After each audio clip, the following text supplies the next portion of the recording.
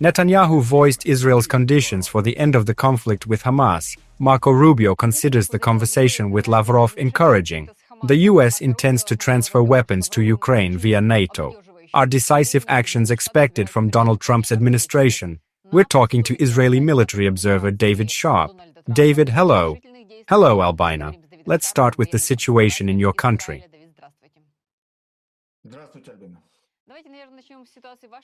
Israel will resume hostilities if Hamas does not agree to disarm. This was stated by Benjamin Netanyahu, specifying that this is a basic condition of the ceasefire and future truce that Israel is working on with the United States. We're interested in the current situation in the conflict with Hamas and the details of the 60-day ceasefire agreement. How tentative is this truce, and what does Israel expect from this time frame? No ceasefire agreement has yet been reached, although rumors of its proximity have abounded in recent days. Reinforced delegations, including Israeli and Hamas representatives, are negotiating in Doha, the capital of Qatar, with Qatari mediation. Many had hoped that during Netanyahu's visit to the US, he would jointly announce at least a tentative deal with Donald Trump. The essence of such a deal is that Hamas holds 20 living Israeli hostages and the bodies of another 30 dead.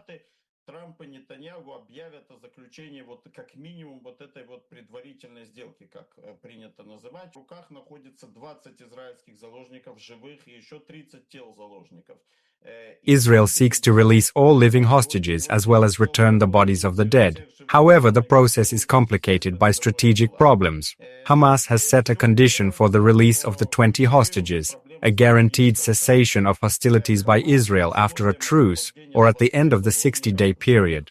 The demand is linked to the heavy losses of Hamas's militant wing. Its leadership has been virtually wiped out, and more than half of its fighters have been eliminated. Nevertheless, in areas outside of Israeli control, the organization's structure remains in place.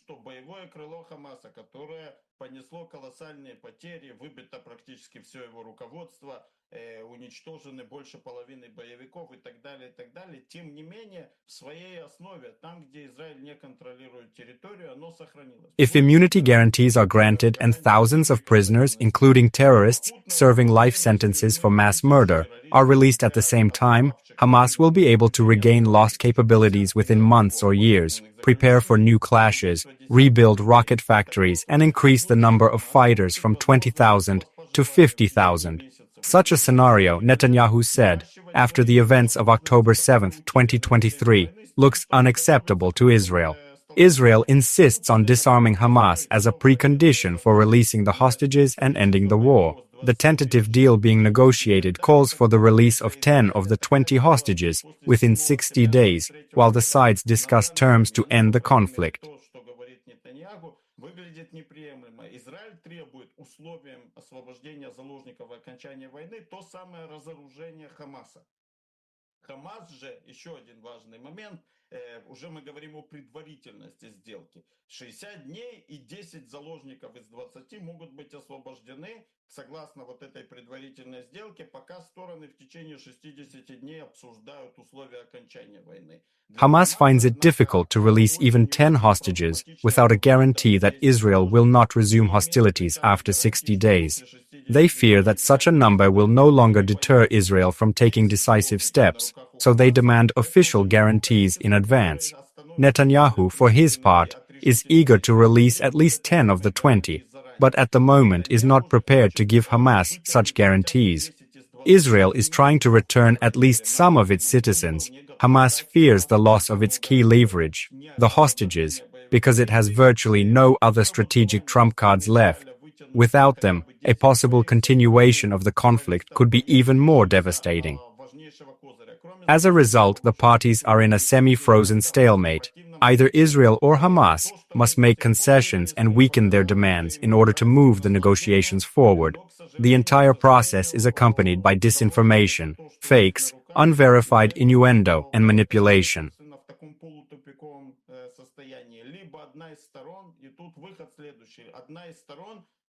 Должна уступить, чтобы что-то сдвинулось с места либо Хамас, либо Израиль отступится от своих ключевых требований, которые до сих пор были непреодолимыми. И вот, собственно, за этим мы все наблюдаем. Все это дело сопровождается фейками, вбросами, непроверенной информацией, манипуляциями, ну и так далее. Today, Budanov said that a ceasefire should be reached in the coming months and a truce well before the end of this year. What are the prospects of such a scenario for Ukraine, and what is the purpose of such statements from the head of intelligence? He certainly has much more situational awareness than I do. Во-первых, глава украинской разведки человек гораздо более осведомленный, чем я. On the other hand, it should be taken into account that his position obliges Budanov to make statements with certain goals. These goals may not be obvious, from psychological pressure and the desire to calm society to influencing Russian citizens or sending signals to the West, including the US authorities. It is important not only to perceive official information, but also to try to recognize hidden intentions, which is not always possible. I can only say one thing. A truce or a more sustainable agreement between Ukraine and Russia requires a convergence of the positions of the parties, which have so far remained irreconcilable. Для того, чтобы было заключено перемирие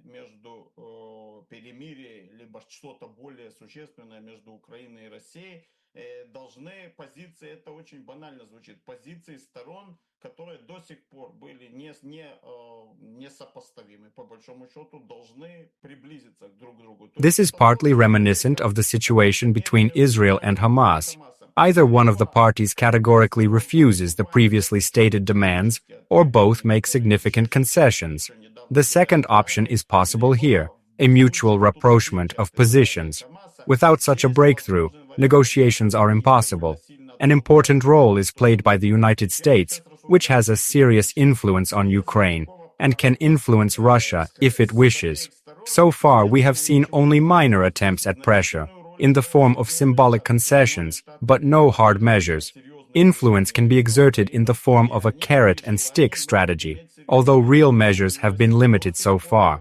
It is possible that processes are taking place that the head of the Ukrainian intelligence service, Budanov, may be aware of. If a rapprochement of positions has indeed begun, this scenario becomes realistic. Происходят вот эти процессы, о которых мы не знаем, но о которых может знать Буданов, естественно, сближение сторон, то да, это становится реалистичным. At the beginning of Trump's cadence, there were statements about peace talks, optimistic assessments by politicians and commentators, and predictions of a possible ceasefire agreement within a few months. More than 6 months have passed since then, but there have been no tangible results. I prefer to rely on facts. Real progress is possible only if there are concrete preconditions. For now, the war continues and the Russian side shows no signs of being ready to compromise. Поэтому я предпочитаю опираться на факты, когда есть четкие, ясные предпосылки к какому-то прогрессу и соглашению, то всегда, пожалуйста, пока же можно говорить, что война продолжается, и, по крайней мере, российская сторона не демонстрировала никаких признаков сговорчивости. Budanov argues that Trump's position remains consistent and urges not to judge by media information. To what extent is this consistency really evident, and in what ways might it manifest itself, both with regard to Israel and Ukraine? The US has important decisions to make now, and we can only hope that Trump either realizes or has long since realized that the Russian strategy requires a tough response. We expect him to move to decisive action. How unpredictable do you think Trump is, or is he still following a clear line? Он уже давно осознает, его просто достанет уже вот эта вот путинская игра, и он в итоге перейдет к решительным действиям. Вот как вы видите, насколько непредсказуем Трамп, или же все-таки насколько он последователен? Trump is an extremely unpredictable politician, and this is confirmed almost daily. His harsh statements can be replaced by soft ones, and his actions can be quite unexpected. Take the Middle East track. There is a great deal of predictability in relations with Israel, and Israel owes much to Trump. Nevertheless, there have been surprises, both positive and negative. For example, it was revealed that the US was in direct talks with Hamas, which came as a surprise. or the case of the US abruptly halting an operation in Yemen. Although not directly related to Israel, the move was unexpected and not appreciated in the region. Совершенно сюрприз, когда оказалось, что американцы ведут прямые переговоры с Хамасом. Например, был случай знаменитый, когда американцы внезапно прекратили операцию против Йемена, не то чтобы это напрямую было связано с Израилем, однако это было очень неожиданно, и нельзя сказать, что этот ход был, скажем так, оценен на Ближнем Востоке как оптимальный. Few expected Trump to actually give Israel the green light to attack Iran, but on a behind-the-scenes level, it happened. American involvement in the fighting has also been accompanied by unpredictable moves. In the context of the Middle East, there have been both negative and positive surprises, so the situation should be viewed more broadly. As for the current circumstances, General Budanov, regardless of his personal views, cannot publicly criticize Trump. It is not politically expedient, and that is obvious. Nevertheless, there are already certain changes, at least at the level of rhetoric, in the US president's position on Ukraine. It is worth noting that he has staked a significant part of his political capital on reaching an agreement with Russia. Я буду очень осторожен. Какие-то изменения, по крайней мере, на уровне вербальном в подходах президента США касательно Украины мы наблюдаем. Тут ведь в самом деле он поставил очень многое, по крайней мере, назовем так, свой престиж, в заметной степени свой престиж на то, что будет достигнуто соглашение с Россией. Trump has gone after Russia. This strategy was explained by Marco Rubio when he was asked why he did not call Russia an aggressor. In fact, he admitted that Russia is indeed the aggressor, but noted, if you criticize it harshly in public, the possibility of dialogue will disappear. The US seeks to maximize results by seeing if progress can be made through contacts and certain concessions. However, this policy does not seem to be bearing the desired fruit. Russia has not only been promised preferences, some of them have already been granted. As a result, Russia has partially emerged from isolation, which has inspired it rather than made it more accommodating. At the same time, there have been difficulties in US-Ukraine relations, and aid to Kiev is in jeopardy. All of this contributes to Putin's procrastination in avoiding a serious confrontation with Trump.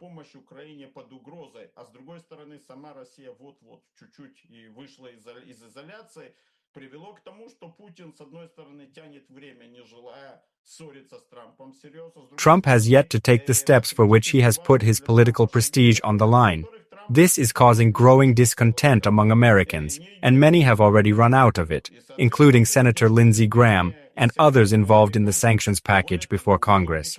Despite the change in rhetoric, I prefer to wait for real action, especially from the current administration.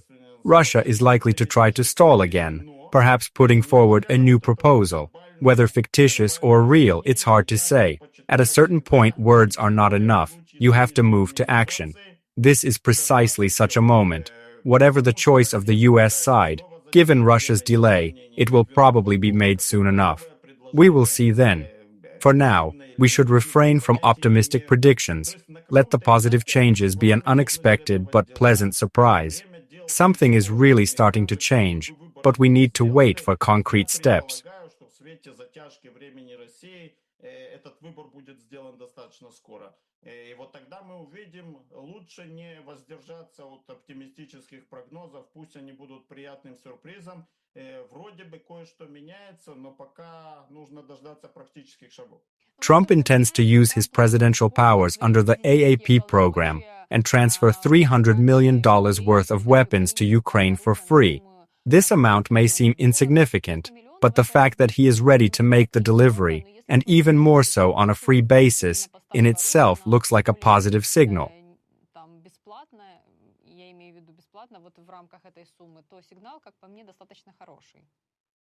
The signal is indeed significant. Every arms shipment means saved lives, destroyed enemy and liberated territory, regardless of the amount, be it $300 or $300 million.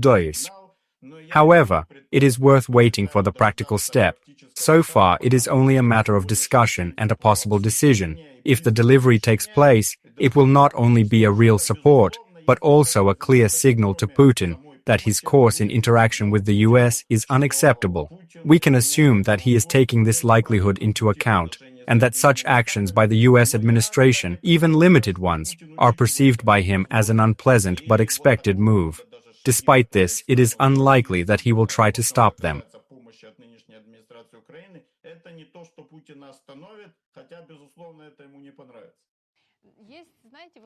Supplying weapons is a meaningful signal.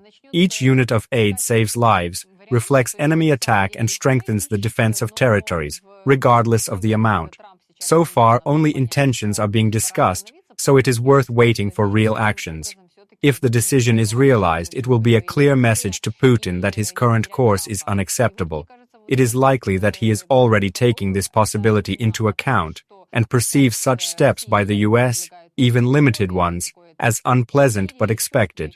Nevertheless, it is unlikely that he will try to actively oppose them.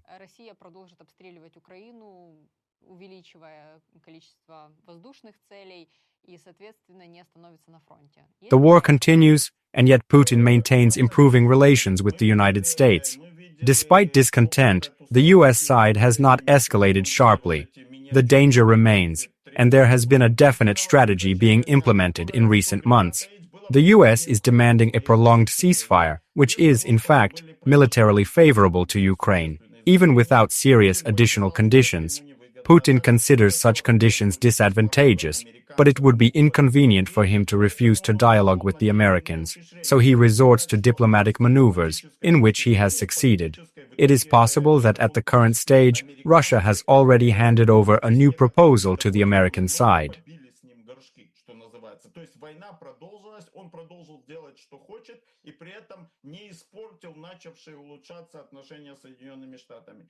Значит, поэтому то, что может произойти сейчас, я не исключаю, что уже выдано какое-то предложение со стороны России американцам очередное.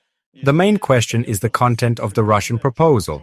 If Russia really changed its position and moved closer to the US proposals, and Ukraine agreed to some extent, it would be unexpected. Such a turn cannot be ruled out, but it looks unlikely. Most likely, Russia has made steps aimed at prolonging the conflict, while the war continues and the rest is superficial, secondary in nature. If the US again adopts such cosmetic initiatives without real substance or pretends to take them seriously, the situation will again pause. Тут, если американцы снова пойдут, примут это, именно вот такие косметические предложения, не имеющие никакого серьезного веса, воспримут их всерьез, либо сделают вид, что воспримут их всерьез, и опять ситуация затянет, станет на какую-то паузу. By pause, we mean a possible easing of American pressure on Russia, which will not start, and that would be a serious mistake on the part of the United States. It remains to be seen what exactly Russia has proposed, and what will be the reaction from the American side. President Trump in particular announced some kind of statement on Monday. Perhaps it will be significant. I agree, it is important to wait for concrete actions, rather than drawing premature conclusions about Trump's resolve and approach. However, it is worth discussing the Pentagon's recent decision that arms deliveries to Ukraine could be made through NATO, and that European countries would be allowed to actually purchase arms for Ukraine. This begs the question, what points on this have been left unagreed with Russia? Can this decision be reversed? How beneficial is it for Ukraine? And does it mean that NATO becomes Ukraine's de facto partner in the conflict?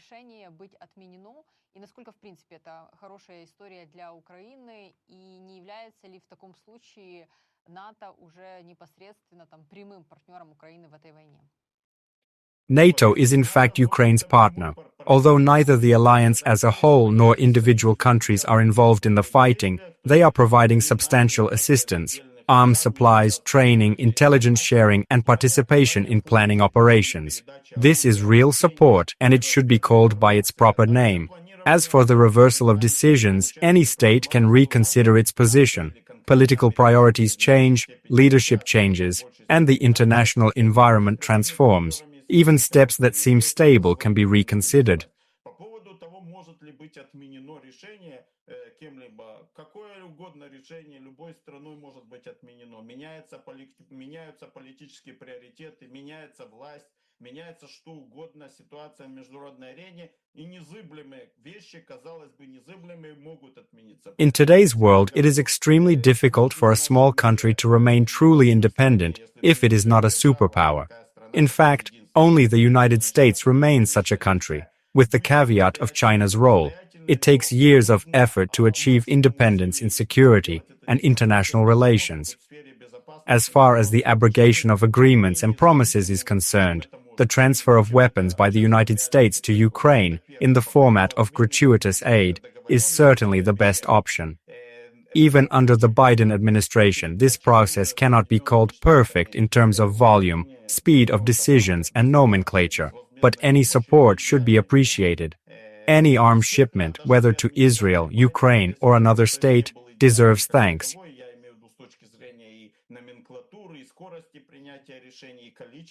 Однако неважно, любую передачу, за любую передачу оружия, кто бы то ни было, должен быть благодарен, будь то Израиль, Украина или кто угодно. The situation is complicated by the fact that the supply of weapons will now have to be paid for, and the cost will be borne by Europeans. Despite the economic potential, the increased costs are challenging. They can lead to internal political discontent and become a topic for political manipulation in elections. Such a model cannot remain stable forever and carries the risk of negative consequences. Nevertheless, it is preferable to no aid. If it is important for the US president to demonstrate that aid is not gratuitous, then the realization of supplies on a paid basis for the benefit of the US budget is also a result. Selling Ukraine the weapons it needs at the expense of its partners, though not ideal, is still better than complete inaction. Although paid aid is worse than free aid, it is possible that the paying countries will reconsider their approaches in the future, but at the moment it is important that Ukraine receives arms by any means possible.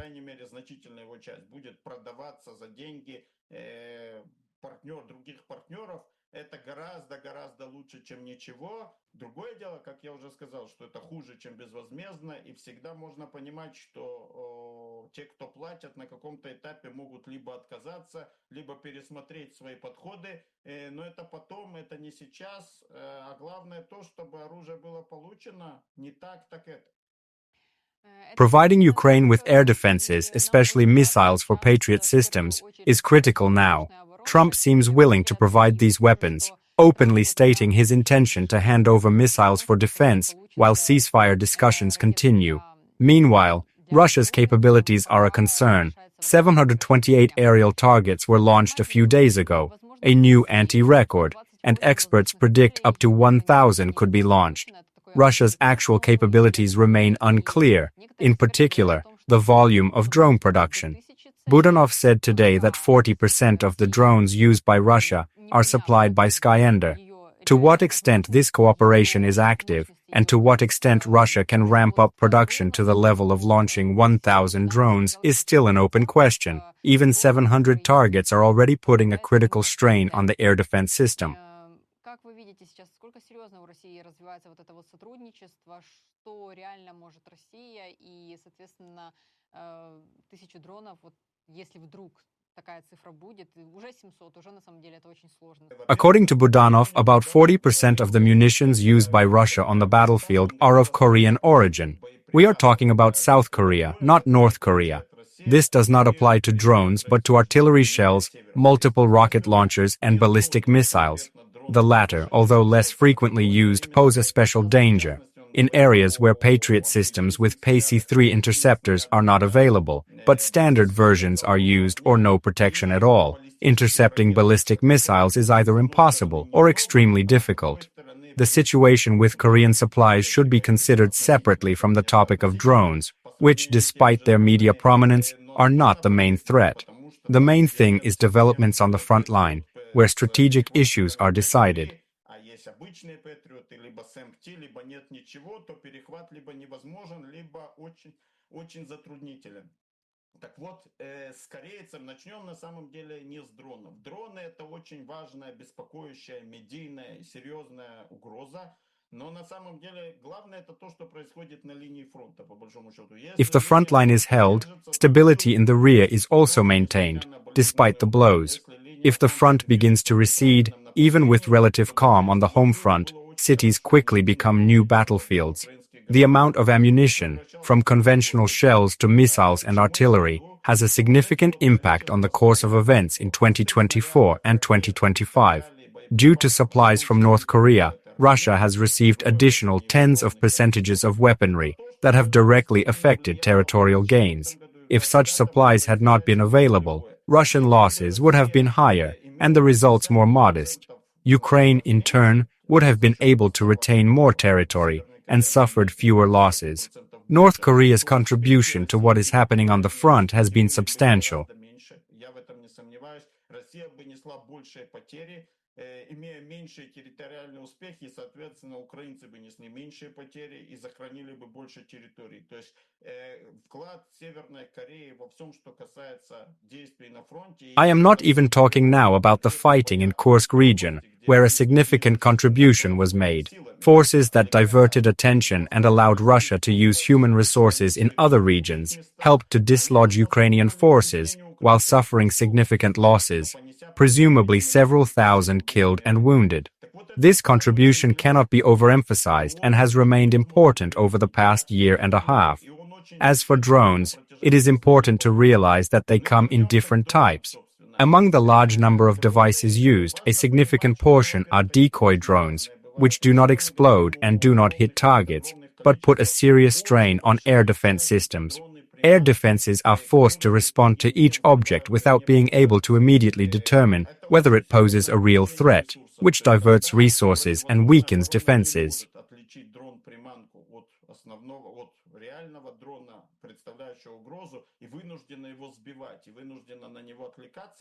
This is a serious problem. If an effective drone recognition system can be developed, an extremely difficult task in terms of classification, it will be possible to cut off a significant portion of the threat and focus on real targets.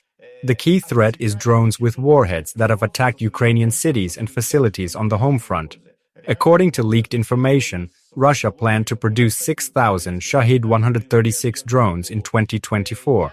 That is about 500 units per month. This is a tangible volume, but compared to the current pace, it is far from the maximum.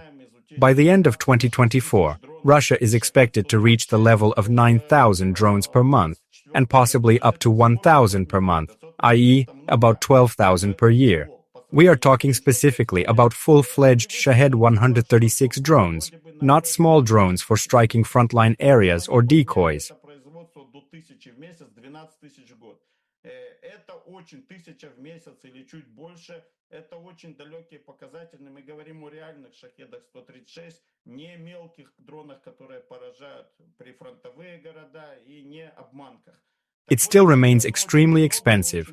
Producing 500 drones a day, that's 15,000 a month, is practically impossible if we are talking about full-fledged Shahed, which are expensive. The information about the drone cost of $20,000 to $30,000 is questionable, because earlier Iran offered to sell them to Russia at a price of about $150,000. Even taking into account scaling and cheapening, such a sharp decrease in cost is unlikely. If we accept the approximate price of $100,000 per drone, it becomes clear that we are talking about a technology with a high degree of complexity and expensive components. Producing one drone is $100,000. 10 is $1 million. 100 is 10 million. Producing 100 units a day for that amount of money is extremely costly. Что производство должно быть очень масштабным и очень дорогим. 100 тысяч один беспилотник, это значит 10 штук стоит миллион. Я сейчас провожу простую арифметику, а 100 стоит 10 миллионов. Производить 100 беспилотников в день, допустим, за 10 миллионов долларов, это очень-очень существенная цифра. $300 million a month just to produce Shahed drones is a colossal expense. If such expenses are regular, the total amount will reach $3.5 to $4 billion a year. And this is without taking into account the associated costs, personnel maintenance, logistics, storage, refueling, repair, testing. All this requires huge resources, not only financial. The claim to produce 1,000 drones a day looks dubious from the point of view of both financing and production capabilities. However, Russia is capable of conducting large-scale single attacks using a large number of drones, creating the illusion of constant mass production. In such cases, decoys are also used to overwhelm air defense systems. Despite the launch of hundreds of vehicles, in reality only dozens of targets are hit. This causes serious stress, psychological, material, and resource. Россия будет реализовывать. Заметим, что несмотря на вот эту гигантскую массу беспилотников, 400 с чем-то были локационно потеряны, как заявлено, а поразили цели в итоге несколько десятков. Да, это очень серьезная напряженность и психологическая, и иная, это материальный ущерб, это и отвлечение серьезных ресурсов. Russia has staked on the large-scale use of drones, and in the area of defense it is necessary to stay ahead of the enemy by creating cheap and effective means, both with the help of Western support and through its own efforts. Active use of UAV interceptors is planned, and offensive measures are needed. Strikes on depots, neutralization of drone operators, and strategic deterrence. If a systematic and effective retaliatory infrastructure is created, the adversary may have doubts about the feasibility of attacks. For example, whether it is worth attacking Kyiv at night if the next day similar strikes will follow in Moscow. Defense and countermeasures must be comprehensive. The threat is serious, but expectations of continuous attacks of thousands of drones per day seem exaggerated.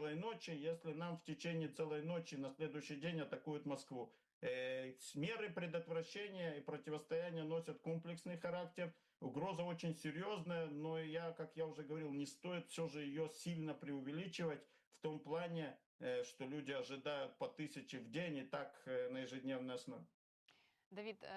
Thank you for the conversation and for the insightful analysis. We very much hope that the appearance of interceptor drones and the work of electronic warfare systems will indeed produce tangible results. In my opinion, this is more an element of psychological pressure from Russia than a real strategy. Although strikes are being carried out both in the capital and in the western part of Ukraine, the air defense forces are coping effectively, and Ukraine is holding on. Our developers are seriously working on strengthening airspace defenses. Thank you. I remind viewers that the guest of the stream was David Sharp, a military observer from Israel. Thank you, Albina. All the best and take care of yourself. Я думаю, что действительно сейчас очень серьезно наши разработчики работают над тем, чтобы конкретно защитить наше воздушное пространство. Вам спасибо большое. Зрителям напомню, Дэвид Шарп, военный обозреватель из Израиля, был гостем этого стрима.